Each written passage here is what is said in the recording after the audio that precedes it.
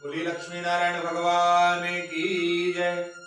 आइए आज आपको जानकी नवमी के बारे में बतलाते हैं। जानकी नवमी क्यों मनाई जाती है?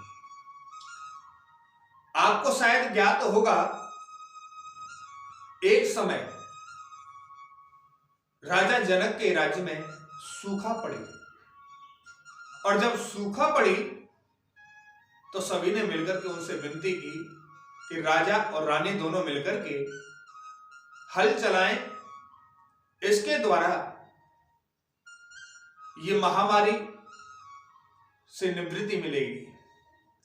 और सभी ने कहा तो राजा ने भी बात सुनी।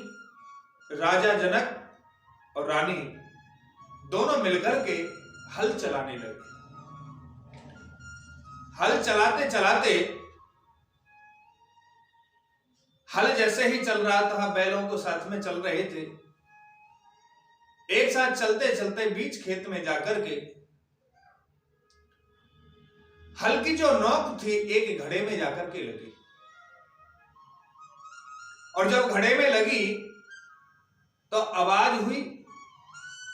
जनक ने देखा कहीं ऐसा तो नहीं किसी का गड़ा हुआ माल रखा हो या धन रखा हो। आज जैसे ही उस जगह को खोदा गया जिस जगह हल की नोक लगी थी, तो वहां क्या देखा?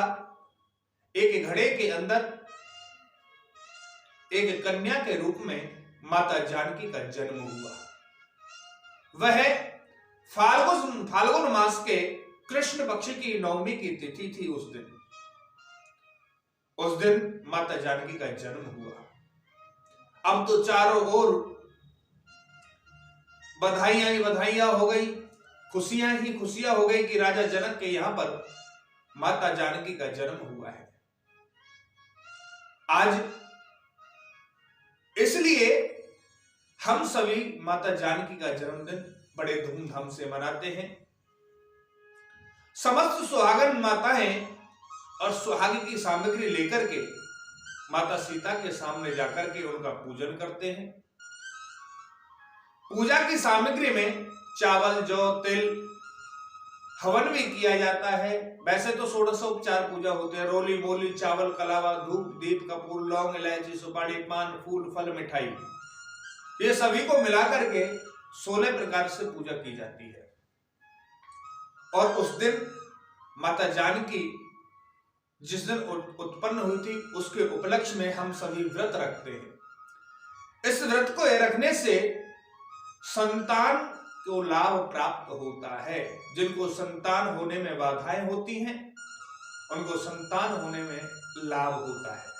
सभी मनोकामनाएं पूरी होती हैं। वैसे तो कहा गया है, अचल रहे अहिवात सुहा तुम्हारा, जल लगी गंगा यमुना जलधारा। अभी हमने आपको बड़ी सुंदर से एक चौपाई का गायन किया। पार्वती जी ने सीता माता से माता को आशीर्वाद प्रदान किया। उसी दिन से सीता माता जी इस व्रत को, सीता माता के व्रत को जो भी माताएं करती है, स्त्रियां करती हैं, उनके संतान की प्राप्ति होती है। चारों तरफ मंगल ही मंगल प्रदान होते हैं। इसलिए हम जानकी नवमी को मनाते हैं।